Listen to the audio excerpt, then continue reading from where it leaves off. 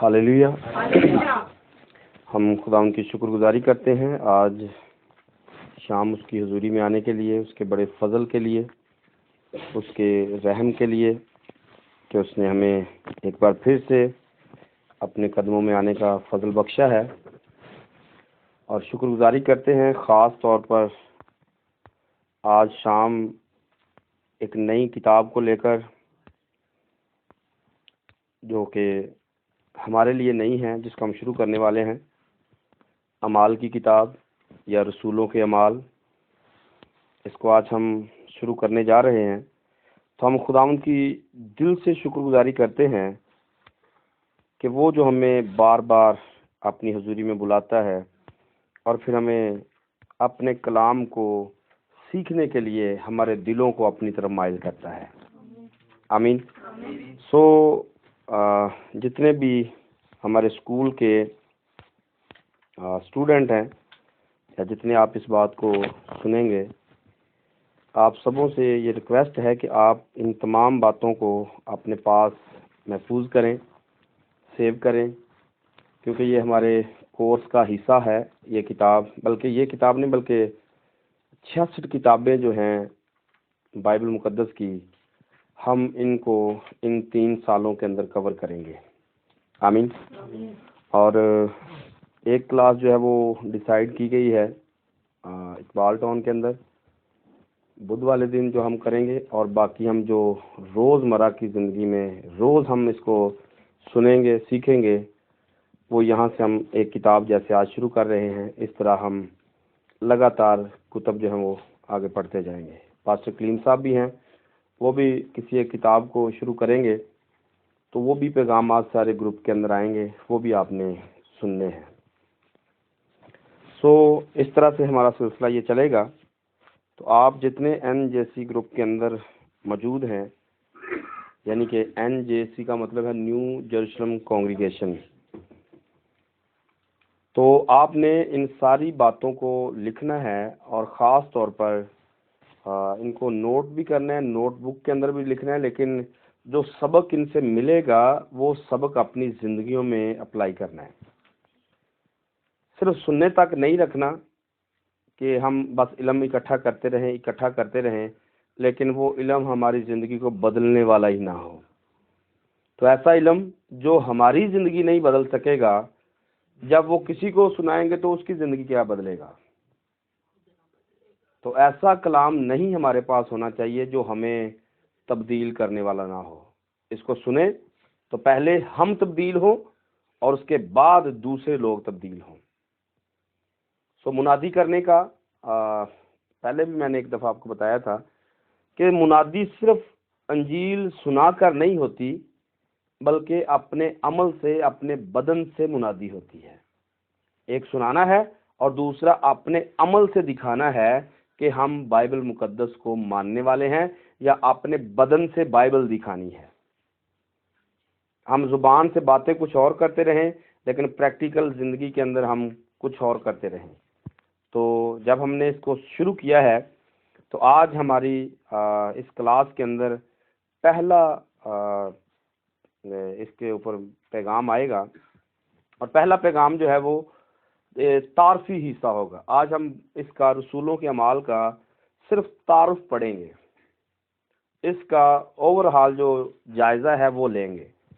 ये किताब का मकसद क्या है, इस किताब को क्यों लिखा गया है, बाकी भी दीगर जितनी बातें होंगी आज हम डिस्कस करेंगे। आज किसी एक आयत को लेकर हम आगे नहीं बढ़ेंगे, बल्कि आयत हम खुदा के कलाम से कल खुदा के फजल से हम इसको आगे लेकर चलेंगे। आज सिर्फ इसका तारुफ होगा। नंबर 1 पर जो इसके तारुफ के अंदर बात मौजूद है वो ये है, अमाल की किताब क्या है, जिसका हमने शुरू किया है, ये क्या है। इसका नंबर 1 पर जो सादा सा जवाब है वो ये है कि जो कुछ उस्ताद ने सिखाया था, सिखाया था वो शागिर्द अपनी अमली जिंदगी के अंदर करके दिखा रहे थे। अमाल की किताब में जो कुछ खुदावंद यीशु मसीह ने अपने शागिर्दों को सिखाया था, वो करके दिखा रहे थे। तो मैंने शुरू में यही आपसे कहा कि हमने सिर्फ ना इसको सुनना है, ना सिर्फ इसके नोटबुक बनानी है, बल्कि अपनी जिंदगी में अमल करना है, जैसे रसूलों ने अमल किया है। जो हमारे उस्ताद ने, जो रसूलों के उस्ताद थे, हमारे सबके उस्ताद खुदावंद यीशु अल मसीह हैं, जो कुछ उन्होंने अपने शागिर्दों को बताया, सिखाया, वो करके दिखा रहे थे। इसका सादा सा मतलब है। नंबर 2 पर, ये एक तारीखी किताब है। अमाल की किताब ये एक तारीखी किताब है, कलीसिया की तारीख है। कलीसिया का वजूद कैसे बना है, कैसे उसकी इब्तिदा हुई है, और क्या कुछ कलीसिया ने किया है। ये हमारा दूसरे नंबर पर पॉइंट है कि ये एक तवारीखी किताब है या तारीखी किताब है। कलीसिया की तारीख इसमें कलम बंद की गई है। नए अहदनामा के अंदर इसका नंबर 5 है। इस किताब का नंबर 5 है, और 5 का अदद जो है वो फजल का अदद है। आमीन। कैसी खूबसूरती से इसको 5वें नंबर पर रखा गया है। 5 का अदद फजल का अदद है, और फजल किस पर हुआ? उस इब्तदाई कलीसिया पर हुआ। और फजल क्या था कि खुदा ने अपना रूह जो है वो अपने लोगों में दे दिया। इससे बड़ा फजल शायद कोई और होगा। ये बड़ा खुदा का फजल था कि उसने अपना रूह अपने लोगों को दे दिया, और साथ में ये बता दिया कि जिसमें ये नहीं होगा वो मेरा। तो खुदा ने ये फजल किया कि अपने लोगों को अपने पाक रूह से मामूर किया, और आज तक करता आ रहा है, और वो साबित कर रहा है कि मेरा कौन सा है और मेरा कौन सा नहीं है। आमीन। तो जिनके अंदर खुदा का रूह मौजूद है वो उसके हैं, और जिनके अंदर खुदा का रूह नहीं है वो उसके नहीं। ये उसका फजल है कि वो हमें मोहर बंद कर देता है। ये उसका फजल है कि वो हमें अपनी मलकियत बना लेता है। क्योंकि जिस चीज पर मोहर कर दी जाती है और जिसकी मोहर होती है वो उसकी मलकियत होती है। तो ये 5 का अदद फजल का अदद है, और हम पर, दुनिया पर फजल खुदा का हुआ है कि उसने अपना पाक रूह हमें दिया है। नंबर 4 पर, इस किताब का मकसद क्या है और ये किन को लिखी गई है। इस किताब का मकसद क्या है और ये किन लोगों को लिखी गई है, और यहां से हम इस बात को आगे लेकर चलेंगे। इस किताब को क्यों लिखा गया है और इस किताब का लिखने का मकसद क्या है, इसको हमने इस किताब को सीखने का कसद किया है या शुरू कर रहे हैं कि इस किताब को पढ़ें, इसको समझें कि यह लिखी किसको गई है और इसका मकसद क्या है, क्यों बाइबल के अंदर इस किताब को रखा गया है, इसका मकसद क्या है। यहां से हम इसको शुरू करेंगे। ये किताब, अमाल की किताब, पहला बाब और उसकी पहली आयत को बाइबल मुकद्दस में से पढ़ें। अमाल की किताब, पहला बाब और उसकी पहली आयत, कोई भी पढ़ सकता है। मैंने पहला रिसाला उन सब बातों के बयान में तसनीफ किया जो थेफलुस, मैंने पहला रिसाला उन सब बातों के बयान में तसनीफ किया जो यीशु शुरू में करता और सिखाता रहा। जो यीशु शुरू में करता और तो किताब लिखने का जो मकसद पहली आयत के अंदर है वो ये है कि ए थेफलुस, मैंने वो पहला रिसाला कौन सा है? लूका की इंजील, पहला रिसाला। और रिसाले का जो मतलब है वो है मुख्तसर या छोटी किताब या किताबचा। तो पहला रिसाला जो है वो लूका की इंजील है।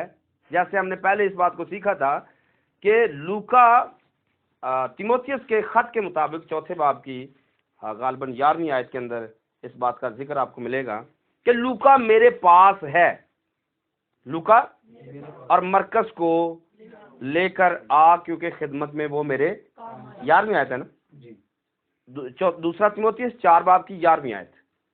लूका पौलुस रसूल के जिंदगी के आखिरी अयाम में भी उसके साथ था। और मैंने आपको पहले एक दिन बताया था कि लूका की उसके साथ रहने का जो रिजल्ट मिला या अजर मिला या उसका उस कैद में उसके साथ जिंदगी के आखिरी लम्हात गुजारने का जो फायदा हुआ, ना सिर्फ उसको हुआ, आज हमें भी हो रहा है कि उसने लूका की अंजील लिख दी है और फिर रसूलों के अमाल लिखे हैं। तो लूका की अंजील पहला रसाला है और यहाँ पर रसूलों के अमाल ये जो दूसरी किताब है, ये दोनों इसने लिखी हैं।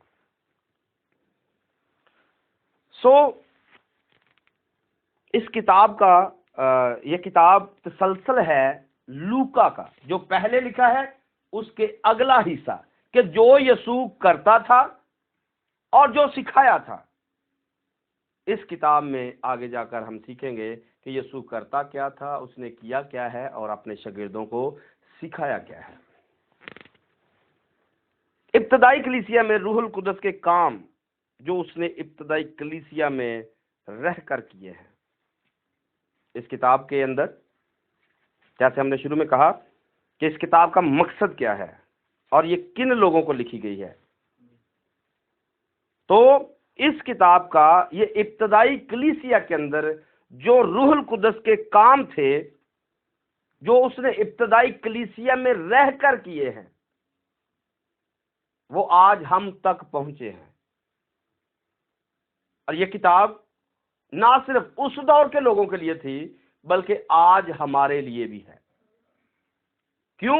क्योंकि हम कलीसिया के अंदर हैं और कलीसिया के अंदर होते हुए हमें अपनी उस जड़ का पता होना चाहिए कि हम शुरू कहां से हुए हैं, हमारी बुनियाद क्या है, कैसे कलीसिया की बुनियाद डाली गई है और कैसे कलीसिया आज तक सफर करती हुई यहां तक पहुंची है, और इसका फिर इस कलीसिया का जिसका शुरू हुआ है, इसको एंड कहां पर होना है।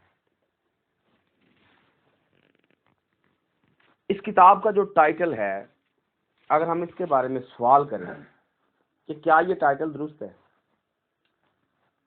रसूलों के अमाल, क्या ये टाइटल दुरुस्त है या नहीं? ये दुरुस्त है, इसमें गलती नहीं है। लेकिन एक ख्याल और भी है, आलमों का ये ख्याल भी है कि अगर इसे रसूलों के अमाल के कहने की बजाय अगर हम रूहुल कुदस के अमाल कह दें तो भी प्रॉब्लम। क्यों? क्योंकि रूहुल कुदस उनमें था तो काम हो रहे थे। पतरस ने कहा लंगड़े से उठ चल खड़ा हो, तो ताकत कौन दे रहा था? ये रूहुल कुदस था ना। तो पतरस तो नहीं कर रहा था, पतरस तो सिर्फ बोल रहा था। तो उसके नाम से, उनके नाम से इसको नामजद कर दिया गया रसूलों के अमाल। हकीकत में काम कौन कर रहा है? रूहुल कुदस काम कर रहा है। हननिया सफीरा ने जब झूठ बोला तो पतरस ने क्या कहा? तूने रूह से तो झूठ बोला, किसके साथ था? बैठा सामने कौन था? तो पतरस क्या कह रहा है? तूने खुदा के रूह से झूठ बोला है। मतलब खुदा उनके अंदर था, रूहुल कुदस उनसे झूठ बोला जा रहा था। तो वो अपने तो थे नहीं, क्योंकि वो कीमत से खरीदे हुए थे, और मसीह उनमें रहकर अपने काम कर रहा था। तो हकीकत में ये रूहुल कुदस के काम है जो उसने इंसानों में रहकर किए हैं। तो ऐसा भी अगर कहें तो इसमें प्रॉब्लम नहीं है। बहुत सारे लोग इसको ऐसा भी मानते हैं कि जिस जगह तरक्की ना होती हो, जिस जगह पर तरक्की ना होती हो, मसलन मेरी जिंदगी के अंदर, आपकी जिंदगी के अंदर, किसी घर के अंदर, किसी चर्च के अंदर, किसी माशरे के अंदर, किसी भी जगह पर अगर तरक्की नहीं हो रही है, तो आप अमाल की किताब का मुताला करना शुरू कर दें। आप इस किताब का मुताला करना शुरू कर दें, आप तरक्की पाना शुरू कर देंगे। क्यों? क्योंकि आपको नजर आएगा कि जो रूहुल कुदस इब्तदाई कलीसिया के अंदर था, वो मेरे पास क्यों नहीं है? और अगर उनको खुदा इस तरह इस्तेमाल करता था तो आज मुझे क्यों इस्तेमाल नहीं कर रहा? तो हम तैयार हो जाएंगे खुदा का काम करने के लिए, हम तैयार हो जाएंगे अपनी जानें देने के लिए, हम तैयार हो जाएंगे दिन रात खुदा का काम करने के लिए। हमारा दिल नहीं करता, लेकिन जब हम इसको स्टडी करेंगे, जब इसको आगे पढ़ते जाएंगे, सीखते जाएंगे, तो हमारे अंदर खुदा का रूह जो है वो काम करना शुरू कर देगा। और जिस मुआशरे के अंदर जिस जगह पर तरक्की नहीं होती है, आप इस किताब को पढ़ें तो तरक्की होना शुरू हो जाएगी। और हम ईमान रखते हैं कि जब आप इस किताब को सुनेंगे, सीखेंगे, तो आपकी ज़िंदगियों के अंदर रिवाइवल आएगी, आपकी ज़िंदगी में बेदारी आएगी और आप आगे बढ़ना शुरू कर देंगे। आमीन। मुसन्नफ इसका लूका है, जैसे मैंने आपको पहले बताया है। और अगर आप बाइबल मुकद्दस की 4 अनाजील का मुताला करें, उनको समझें कि उनका मुसन्निफ कौन कौन था, तो इसमें 2 जो मुसन्निफ हैं, नंबर 1 पर मत्ती है, और फिर मरकस है, फिर लूका है, और फिर यूहन्ना है। 4 अनाजील हैं। और मत्ती जो है ये रसूल है। मत्ती, लूका रसूल नहीं है, मरकस रसूल, यूहन्ना रसूल है। मत्ती और यूहन्ना ये दोनों रसूल हैं। मरकस और लूका ये रसूलों के अंदर शामिल नहीं है। तो इनको कैसे बुलाएंगे? मुकद्दस लूका, मुकद्दस लूका और मुकद्दस मरकस। और जब मत्ती को कहेंगे तो मत्ती मुकद्दस भी कहेंगे, लेकिन मुकद्दस मत्ती रसूल और मुकद्दस यूहन्ना रसूल, क्योंकि उनके पास ओहदा रसूल का है, उनको रसूल होने के लिए बुलाया गया है। लूका पेशे के हिसाब से तबीब था और ये अंताकिया का रहने वाला था। लूका पेशे के लिहाज से तबीब है और ये अंताकिया का रहने वाला है। और ख्याल ये किया जाता है कि जब इसने ये किताब लिखी है तो ये उस वक्त रोम के अंदर, कैसरिया के अंदर था। कैसरिया रोम में था। और ये किताब तकरीबन सन 63 से लेकर सन 70 के करीब करीब लिखी गई है। सन 63 से लेकर 70 के करीब करीब लिखी गई है। इसको हम कैसे तस्दीक कर सकते हैं? क्योंकि मत्ती की इंजील देखिए, मत्ती की इंजील 24 बाब और उसकी दूसरी आयत से।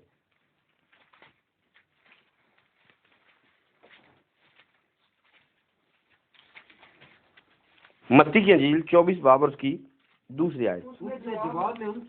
उसने जवाब में उनसे कहा, क्या तुम इन सब चीजों को नहीं देखते? जी, मैं तुमसे सच कहता हूँ कि यहाँ किसी पत्थर पर, मैं तुमसे ये सच कहता हूँ कि यहाँ किसी पत्थर पर पत्थर बाकी ना रहेगा जो गिराया ना जाए। यीशु मसीह के शागिर्दों ने क्या किया?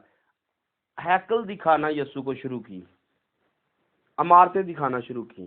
तो यीशु ने एक पेशन गोई की कि इस जगह पर जो मुझे तुम दिखा रहे हो, यहाँ पर कोई पत्थर पर पत्थर बाकी जो गिराया ना जाएगा। तो ये काम कब हुआ? सन 70 के अंदर। टाइटस या तीतस बादशाह आया रोम का, जिसने हैकल को गिरा दिया और हैकल तबाह बर्बाद हो गई और आज तक वो हैकल दोबारा से बनी नहीं है। तो ये सन 70 के अंदर हुआ है और सन 70 में इसको गिराया गया है, लेकिन अमाल की किताब के अंदर इसका जिक्र नहीं है। हैकल कैसे तबाह हुई, कैसे बर्बाद हुई, क्या हुआ, इसका जिक्र अमाल की किताब में नहीं है। इसलिए यहाँ से जो स्कॉलर हैं, जो उस्ताद लोग हैं, उन्होंने इस बात का फैसला किया है कि अगर ये 70 के बाद की लिखी हुई होती तो इसमें हैकल की तबाही का जिक्र जरूर होता। और नंबर 2 पर सन 60 के अंदर तकरीबन पौलुस रसूल की डेथ हो गई थी और उसका भी जिक्र इस किताब के अंदर नहीं है कि वो शहीद कैसे हुआ है।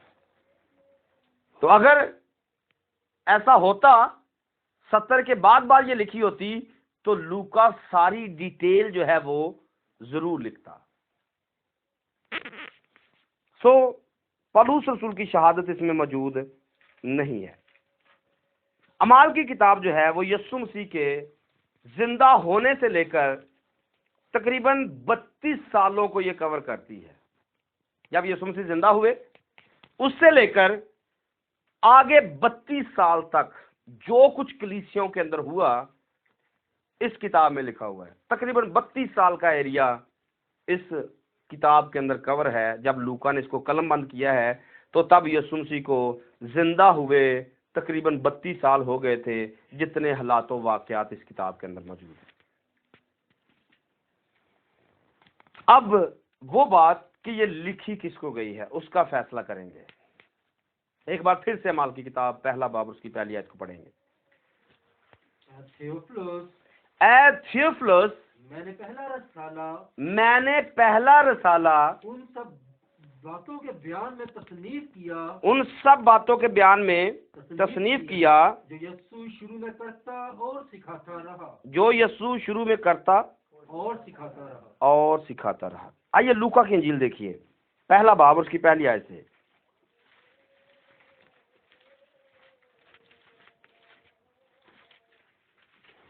चूंकि बहुतों ने इस पर कमर बांधी है कि जो बातें हमारे दरमियान वाक़या हुई उनको तरतीबवार बयान। सिर्फ मैं ही नहीं हूं बल्कि बहुतों ने इस पर लिखा है कि जो कुछ हमारे दरमियान में हुआ है वो सारे इन बातों को लिख रहे। बहुत सारे लोगों ने लिखा है। आगे, जैसा कि उन्होंने जो शुरू से खुद देखने वाले और कलाम के खास। ये खुद देखने वाले कौन थे? मत्ती खुद देख रहा था यीशु कर क्या रहा था। यूहन्ना खुद देख रहा था कि यीशु कर क्या रहा था, लेकिन इसने तो सीखा पौलुस रसूल से। और ये लिख रहा है कि उन्होंने बहुतों ने कमर बांधी है और उनको तरतीबवार बयान किया है, जैसा कि उन्होंने जो शुरू से खुद देखने वाले और कलाम के खादिम थे। कलाम के खादिम कौन? पतरस कहता है हम सिर्फ कलाम की मुनादी करेंगे। ये बेवों को देखना, ये खिदमत का काम दूसरा करना, इनके लिए अलग से बंदे मुकर्रर करो। हम जाकर 6-7वें बाब में देखेंगे अमाल की किताब के अंदर। तो उसने कहा हम कलाम की मुनादी करेंगे क्योंकि हम कलाम के लिए बुलाए गए हैं। और ये कलाम के खादम थे, मतलब कौन? यीशु मसीह के पहले 12 शागिर्द जो रसूल थे, वो कलाम के लिए बुलाए गए थे ताकि दुनिया में वो कलाम बयान करे। तो उनके बारे में लिखा है कि उन्होंने लिखा है। पतरस ने भी लिखा, यकूब ने भी लिखा, यहूदा ने लिखा, मत्ती ने लिखा, यूहन्ना ने लिखा, इसने भी लिखा है।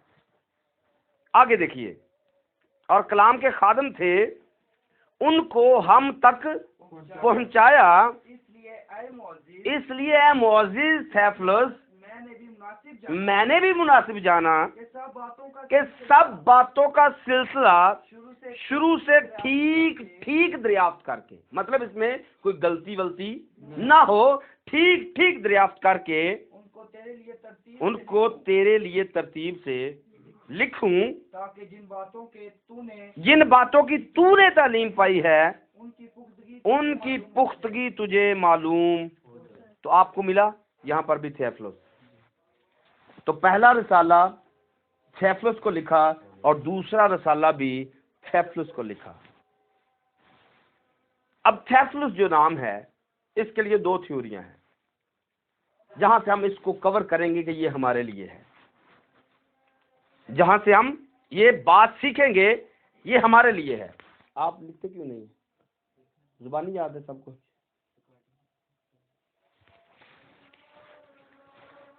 थियोफिलुस जो है इसके लिए 2 थ्योरियां हैं। नंबर 1 पर कि ये एक शख्स का नाम है जो रोमी शहरी था। नंबर 1 पर ये रोमी शहरी है और लूका एक गैर कौम से ताल्लुक रखने वाला शख्स है, यानी कि गैर यहूदी है। लूका यहूदी नहीं है, ये गैर यहूदी, इसको आप यूनानी कहेंगे। और जो थियोफिलुस है वो एक रोमी शहरी है। और याद रखिए लूका का जो तल्लक है वो पौलुस रसूल के साथ था। लूका का उसकी दोस्ती, उसका तल्लक पौलुस रसूल के साथ था, जिसका कनेक्शन गैर कौमों के साथ है। पौलुस चुना गया गैर कौमों के लिए, और मरकस की दोस्ती पतरस के साथ थी और वो यहूदी था।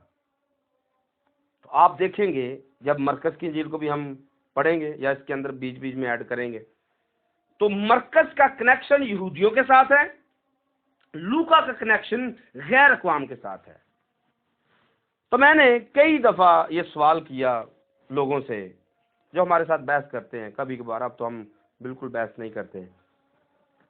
शुरू में जो बहस करते थे लोग, तो मैं एक सवाल जरूर उनसे पूछता था कि मुझे आप बताइए आपके पास कलाम का कौन सा हिस्सा पहुंचा है। पुराना अहदनामा तो सारा यहूदियों के लिए है, मत्ती की अंजील यहूदियों के लिए है, मरकस की अंजील यहूदियों के लिए है, लूका की अंजील रोमियों के लिए है, अमाल की किताब रोमियों के लिए है, रोमियों का खत रोमियों के लिए है, बाकी सारे खतूत जो एशियाई कूचे के अंदर कलीसिया रह रही थी मुकाशवा तक, ये सारे रोमियों के लिए हैं। बल्कि जो उस वक्त आसिया के अंदर रह रही थी ये सब उनके लिए था। हमारे लिए क्या है? तो ये बात, इस बात का जवाब देना मुश्किल हो जाता है, लेकिन हमें इस बात का इल्म है कि अगर हम खुदा पर ईमान रखते हैं, अगर खुदा हमारा यहोवा खुदा हमारा खुदा है, तो बाइबल सारी की सारी हमारी है।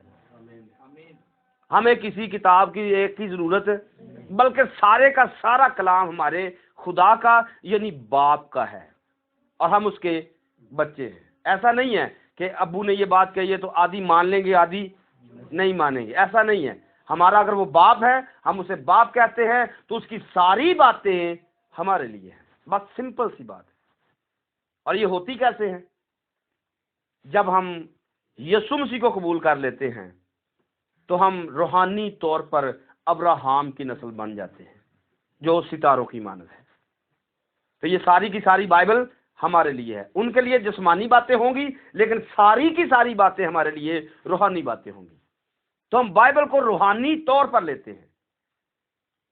तो इसी तरह इस किताब को जब हम अपने पास लेंगे, जैसे हम तीमुथियुस के खत को सीखा है, तीमुथियुस के नाम का मतलब क्या था? खुदा की इज्जत करने वाला। तो वो कोई भी हो सकता है, जो खुदा की इज्जत करने वाला है। तीमुथियुस का खत उसी के लिए है। तो अगर हम खुदा की इज्जत करने वाले हैं तो ये हमारे लिए है। और अगर कोई खुदा की मसीही होते हुए भी वो खुदा की इज्जत नहीं करता तो उसके लिए कोई किताब नहीं है। किताब तो उसके लिए है, बाइबल तो उसके लिए है जो खुदा की इज्जत करता है, जो खुदा से प्यार करता है। तो यहाँ पर भी थियोफिलस जो नाम है, ये इसके अंदर बात पाई जाती है। थियोस, थियोस का मतलब होता है खुदा। थियोस यूनानी जुबान का लफ्ज है जिसका मतलब है खुदा, और फिलस जो लफ्ज है ये भी यूनानी जुबान का है जिसका मतलब है प्यार करने वाला। और इसका पूरा जो मतलब है वो है lover of God, lover of God. Theophilus का मतलब क्या है? पहला, इसकी पहली थ्योरी क्या है कि ये एक रोमी शहरी है, ये उसको लिखा गया है। लेकिन इसकी जो दूसरी थ्योरी है वो ये है कि ये उसके लिए है जो लवर ऑफ गॉड है, जो खुदा से प्यार करता है।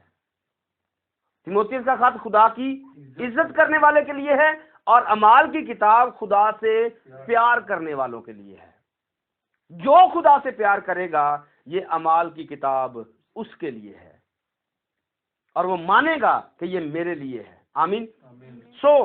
इब्तदाई कलीसिया में और आज हमारे लिए किताब का मकसद क्या है? मैंने आपको बताया था ना, ये किन के लिए लिखी गई और इसका मकसद क्या है। लिखी किन के लिए गई, आपको इसका जवाब मिला। ये किताब हर उस बंदे के लिए है जो खुदा से प्यार करता है। और नंबर 2 पर जो इसका दूसरा जो इसका सवाल जो हमने रखा था कि इब्तदाई कलीसिया में और आज की कलीसिया में इस किताब के लिखे जाने का मकसद क्या है, और वो ये है कि खुदा की खुदाई, जो खुदा मौजूद है पूरी कायनात के अंदर, उसकी खुदाई और उसके कलाम को दुनिया के कोने कोने तक पहुंचा दिया जाए। मकसद क्या है? खुदा की खुदाई को जानना और खुदा के कलाम को दुनिया के कोने कोने तक पहुंचाना इस किताब का मकसद है, ताकि लोग खुदा को जान जाएं, खुदा के रूह को जान जाएं, खुदा की कुदरत को जान जाएं, और ये पूरी दुनिया के कोने कोने में पहुंचा दिया जाए। और ये अज़म था रसूलों का, और आज भी ये अज़म उनका है जो खुदा की इज्जत करते हैं। यही मकसद है इस किताब का कि खुदा की खुदाई को जाना जाए। खुदा कर क्या सकता है? खुदा कर क्या सकता है? और फिर जो कर सकता है वो सब कुछ कर सकता है, उसको पूरी दुनिया के अंदर हर लोगों तक, हर बंदे तक, हर कौम कबीले तक पहुंचा दिया जाए। और यही यीशु ने अपने शागिर्दों को कहा था कि जाओ सारी खल्क के सामने इंजील की मुनादी करो, और जो ईमान लाए वो क्या करे? बपतिस्मा ले, तो वो निजात पाएगा। आमीन। तो यही मकसद है इस किताब का। जो रसूलों को बताया गया वो रसूलों ने माना, उस पर अमल किया, और वो पूरी दुनिया में इस अज़म को लेकर निकल पड़े। तो शायद इससे पहले ये अज़म हमारे पास नहीं था, या आपके पास नहीं था, जो इस रिकॉर्डिंग को सुन रहे हैं, ये आपके पास नहीं था। लेकिन आज के बाद हम इस बात को सीखना शुरू करेंगे कि इस किताब का हमारे घरों के अंदर, हमारे घरों में जितनी बाइबलें पड़ी हुई हैं, वो किसी भी जगह पर पड़ी हुई हैं, वो अलमारी के ऊपर हैं, अलमारी के नीचे हैं, अलमारी के अंदर हैं, कबर्ड के अंदर है, जिधर भी पड़ी हुई हैं, उनमें से इस किताब को निकाल कर पढ़िए। इस किताब का यही मकसद है कि हम खुदा की खुदाई को जाने और उस खुदाई को पूरी दुनिया के अंदर पेश करते हैं, ताकि खुदा को लोग जाने, जो हकीकी खुदा है उसको लोग जान सकें। इस किताब के अंदर टोटल 28 बाब हैं। इस किताब के अंदर टोटल 28 बाब हैं, और कुल आयात इसके अंदर 1007 हैं। और इसकी जो मरकजी आयत है, जिसके ऊपर पूरी किताब घूमती है, इस किताब की जो मरकज है, इसका मरकज जो दरमियानी आयत है, जिसके चौगिर्द पूरी किताब घूमेगी। आइए देखिए, इसको नोट भी करें और इसको पढ़िए। पहला बाब और उसकी 8वीं आयत। लेकिन जब रूहुल कुद्दस तुम पर नाजिल होगा, लेकिन जब रूहुल कुद्दस तुम पर नाजिल होगा तो तुम कुव्वत पाओगे, और यरूशलेम और तमाम यहूदिया, नंबर 1 पर कहा? यरूशलेम और तमाम यहूदिया और सामरिया में, बल्कि जमीन की इंतहा तक मेरे गवाह होगे। ये कहकर, आमीन। ये इस किताब की मरकजी आयत है। पहले बाब की 8वीं आयत इस किताब की मरकजी आयत है, जिस पर पूरी किताब घूमेगी, और आपको शागिर्द ऐसे घूमते हुए पूरी दुनिया में नजर आएंगे। और जब हम इसको सीख जाएंगे तो मैं ऐसा ईमान रखता हूं कि हम भी दुनिया में घूमते हुए नजर आएंगे। और ये था ग्रेट कमीशन, ग्रेट मिशन कह ले, जो यीशु मसीह ने दिया अपने शागिर्दों को, कि जाओ सारी कौम में मुनादी करो जाके। और करनी कब है? जब कुव्वत मिल जाएगी, जब कुव्वत का लिबास मिल जाएगा। और इसका दूसरा मतलब यह भी है कि जैसे इस दुनिया में रहते हुए हमें किसी दूसरे मुल्क में जिंदगी बसर करना है जाकर, तो हमें उसके लिए नेशनैलिटी लेना पड़ती है, और वो वहां पर अपने मुल्क में हमें नेशनैलिटी देंगे, तब जाकर हम उस मुल्क के अंदर रह सकेंगे, कुछ खरीदो फरोख्त कर सकेंगे। और इसी तरह रूहुल कुद्दस एक वो वीजा कह ले, पासपोर्ट कह ले, या नेशनैलिटी कार्ड कह ले, कि हम इस जमीन पर नहीं हैं, हमने नेशनैलिटी आसमान की लेनी है। और रूहुल कुद्दस वो है कि जिसमें ये होगा वो ऊपर वाले जहान में चला जाएगा, और जिसमें ये नहीं है वो नहीं जाएगा। जैसे जमीन पर कानून मौजूद है कि नेशनैलिटी आप राउंड करके आ सकते हैं, चक्कर लगा के आ सकते हैं, लेकिन नेशनैलिटी जब तक नहीं है आप परमानेंट वहां पर रह इसी तरह आज भी है। बहुत सारे लोग हैं, इबादत में आते हैं, सरूर लेते हैं, गीतों का मजा लेते हैं, कलाम का मजा लेते हैं, ले सकते हैं, लेकिन परमानेंट कब रहेंगे? जब रूहुल कुदस पालेंगे, वो इस जमीन पर रहते हुए भी आसमानी जिंदगी बसर करेंगे। तो यहाँ पर इस किताब की मरकजी आयत ये है, और इसमें 3 पॉइंट हैं, बल्कि 4 पॉइंट हैं। नंबर 1 पर यरूशलेम के अंदर क्या करना है? गवाही देनी है। नंबर 2 पर यहूदिया में गवाही देनी है, और नंबर 3 पर तो यरूशलेम क्या है? यरूशलेम हमारा घर है। यरूशलेम अपना घर है, क्योंकि अदालत घर से ही शुरू होगी कि आपने घर में क्या किया है। पूरी दुनिया में तो घूमेंगे, घर में क्या कर रहे हैं? आज बहुत सारे लोग खादम इस पॉइंट से पीछे हटे हुए हैं। बाहर तो मुनादी करते हैं, लेकिन घर का माहौल डिस्टर्ब है, घर का माहौल बेड़ा गर्क हुआ है। घर के बच्चे कुछ करते नहीं है, खुदा के लिए कुछ करते नहीं है।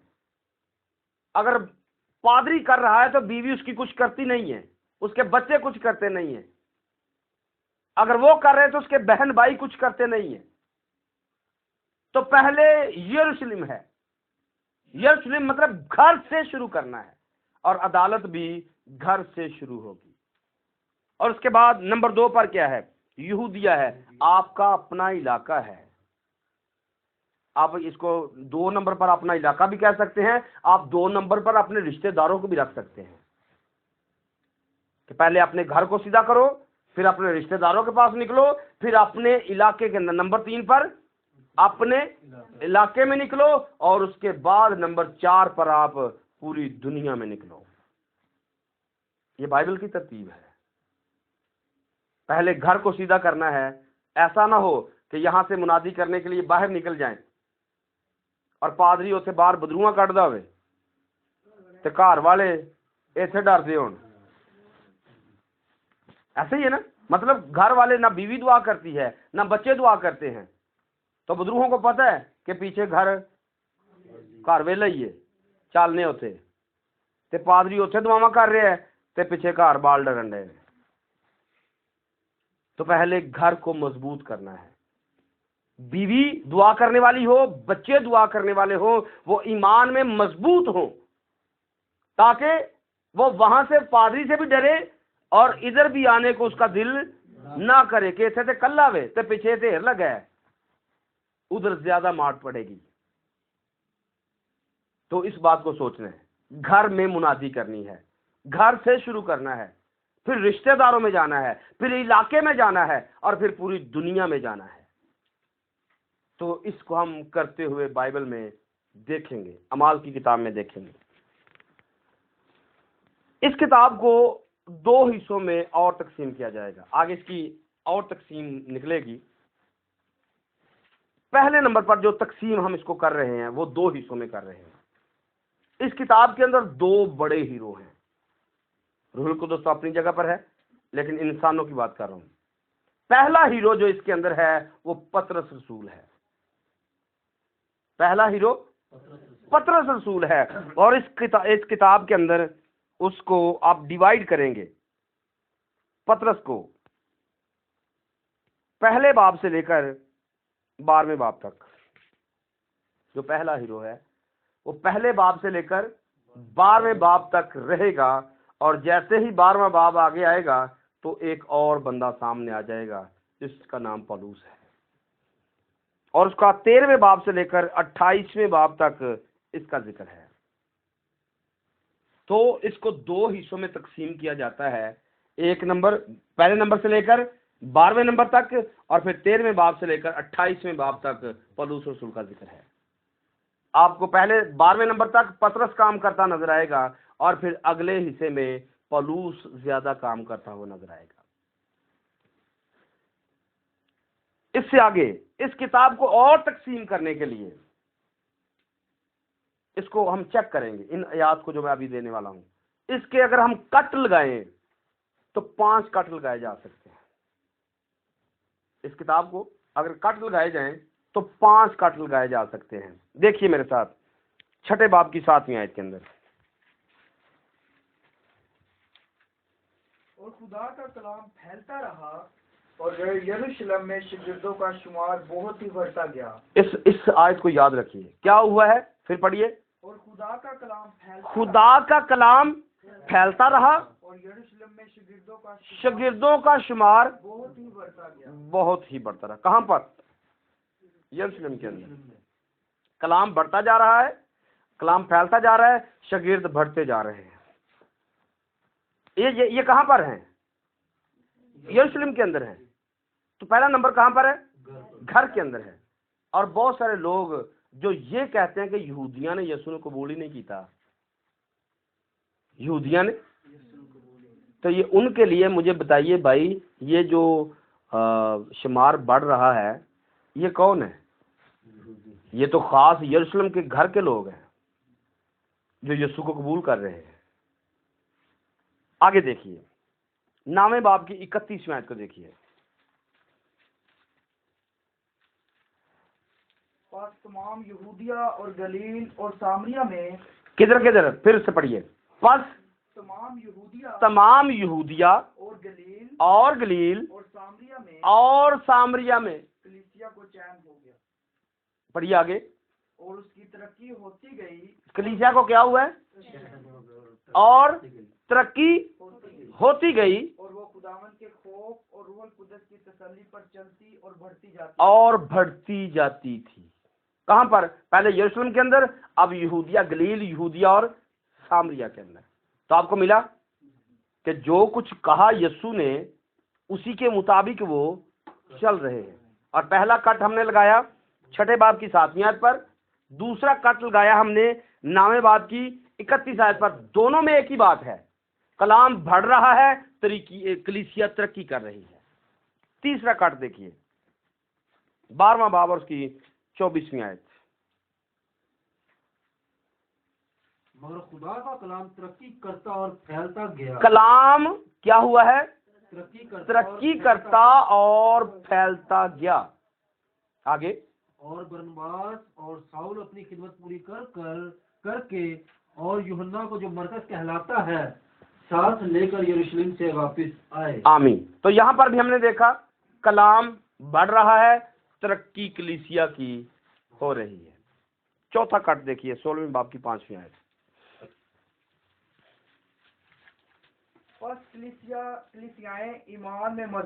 कलीसियाएं ईमान में मजबूत और शुमार में रोज बरोज ज्यादा होती गई। ये चौथा कट है। 5वां कट देखिए, 19 बाब की 20वीं आयत को देखिए। इसी तरह खुदावंद का कलाम जोर पकड़कर फैलता और गालिब होता गया। कलाम जोर पकड़ता गया है और गालिब होता गया है। पूरी आयत पढ़िए। कलाम जोर पकड़ता गया और फैलता और गालिब होता गया। फैलता भी गया है और ना सिर्फ ये फैल रहा है बल्कि गालिब भी आ रहा है। कैसी बात है? कलाम जोर पकड़ रहा है, कलाम फैल रहा है और कलाम गालिब आ रहा है। आज कलाम फैल तो बहुत रहा है लेकिन ये गालिब नहीं आ रहा है। लोग कलाम सुन तो रहे हैं, बहुत कलाम आ रहा है, लेकिन कलाम हमारी जिंदगियों पर गालिब, उसका होल्ड, उसका इख्तियार हम कलाम को देते नहीं है कि जो वो कहता है हम उस पर अमल कर सकें। तो ये 5 कट हैं, इनके अंदर एक ही बात है, कलाम फैल रहा है, कलीसिया तरक्की कर रही है। और ये ऐसा क्यों हो रहा है? क्योंकि वो खुदा के मंसूबे के मुताबिक थे, खुदा के कह के मुताबिक थे। वो रूहुल कुद्दस पाक कर बाहर निकल रहे हैं, घर में भी तरक्की पा रहे हैं, इलाका में भी तरक्की पा रहे हैं और फिर ये दुनिया में भी तरक्की पाएंगे। हम इस बात को जानते हैं। एक और चीज देखिए, पहले बाब की 9वीं आयत के अंदर खुदावंद यीशु मसीह 11वीं आयत तक खुदावंद यीशु मसीह आसमान पर उठाए जाएंगे। ये कहकर वो उनके देखते देखते ऊपर उठा लिया गया। इस आयत के अंदर, इस किताब के अंदर दूसरा मकसद 6ठी आयत से पढ़िए। 6ठी आयत जी। बस उन्होंने जमा होकर उससे ये पूछा कि आए खुदावन जी, क्या तू इसी वक्त इस्राएल को बादशाही फिर अता करेगा? जी।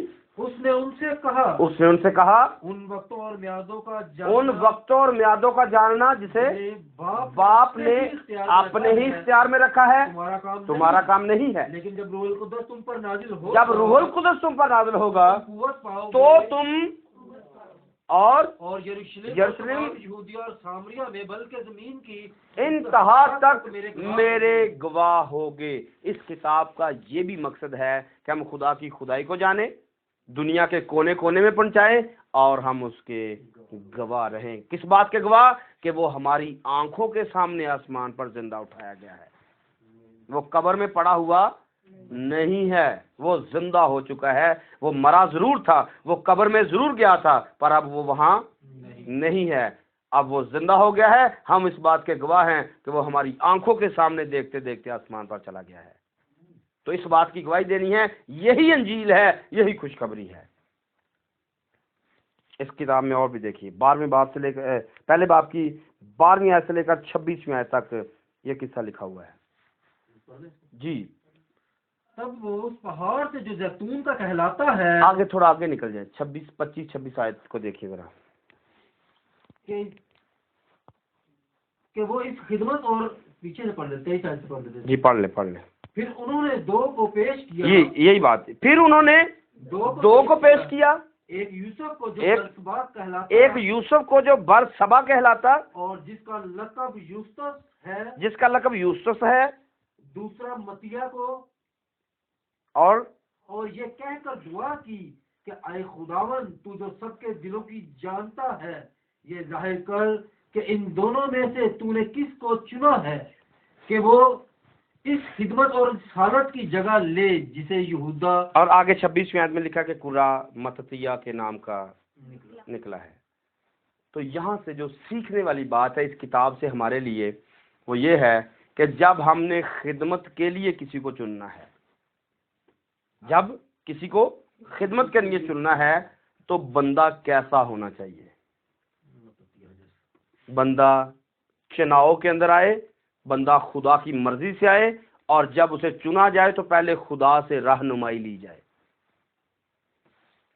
यहाँ पर इन्होंने क्या किया, मैंने 12 आयत से 26 आयत तक आपको हवाला दिया है, आपको पूरी डिटेल मिलेगी। जब ये नीचे आते हैं, ये दुआ करते हैं कि यहूदा तो निकल गया है, तो अब उसकी जगह पर 12वां बंदा हमें चाहिए।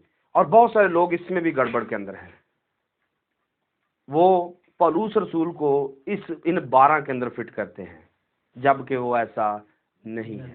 ये मततिया है जो 12वें नंबर पर फिट आता है, यहूदा की जगह पर, यहूदा अस्करियोती की जगह पर। मैं ऐसा क्यों कह रहा हूँ?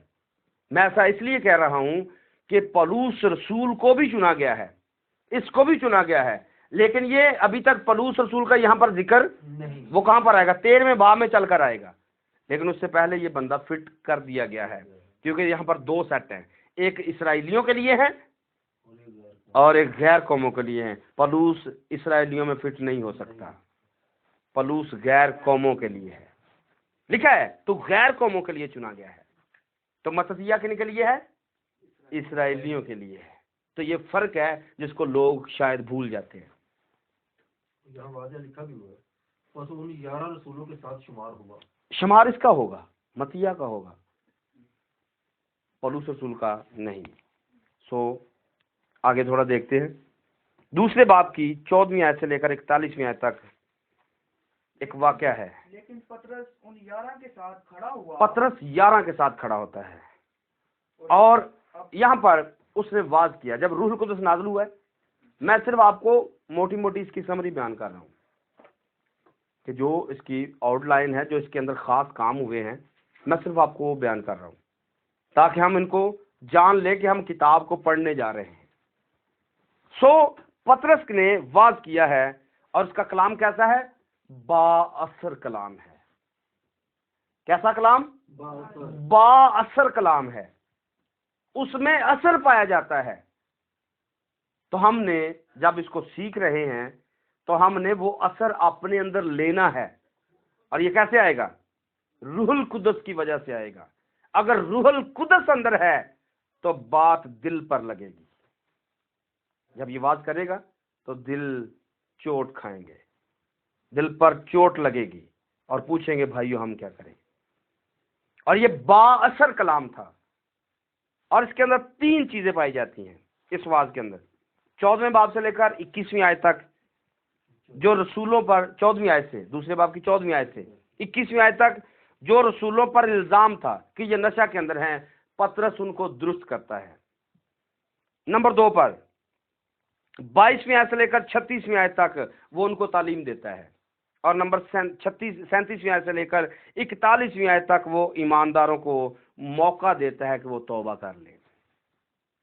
एक वाज के अंदर 3 तरह का मैसेज था, और ये सब कुव्वत पाने की वजह से हुआ, पहले वो ऐसा नहीं था।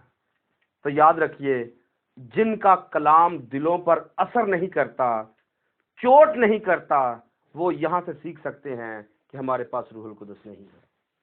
बातें तो हैं, कलाम तो करते हैं, लेकिन हमारी बातों में असर, वजह क्या है कि रूहुल कुदस की हजूरी अंदर नहीं है, इसलिए हमारी बातें असर नहीं करती। तो हम अमाल की किताब को जब सीख रहे हैं, हमने शुरू किया है, तो इसके साथ साथ हमने दुआ ये करनी है कि खुदावंद जब हम इस किताब को फाइनल मतलब सीख जाएं, तो हमारे सीखते सीखते हमें रूहुल कुदस दे, ताकि हम भी जब कलाम बयान करें तो लोगों के दिलों पर चोट लगे। इस किताब की जो सनदी आयत है, जहां से संधि मतलब जो मेन आयत है, वो पहले मैंने आपको बता दी है, पहले बाब की 8वीं आयत। इसको जिग्राफियाई लिहाज से अगर आप देखें तो ये 3 हिस्सों में तकसीम है ये किताब। यरूशलेम, आगे यहूदिया और सामरिया, और फिर जमीन की। इसके लिए अगर आपने हवाले नोट करने हैं तो आप कर सकते हैं। यरूशलेम के लिए 2 बाब और उसकी 24वीं आयत से लेकर 8वें बाब की 3री आयत तक आपको नजर आएगा कि रसूल इस यरूशलेम में मुनादी कर रहे हैं। 2 बाब से लेकर 8वें बाब की 3री आयत तक। नंबर 2 पर यहूदिया और सामरिया, 8वें बाब से लेकर उसकी 4थी आयत से लेकर 12वें बाब की 24वीं आयत तक ये यहूदिया और सामरिया में मुनादी करते नजर आएंगे। नंबर 3 पर जमीन की इंतहा, 13वें बाब से लेकर 28वें बाब तक आपको ये दुनिया में निकलते हुए नजर आएंगे।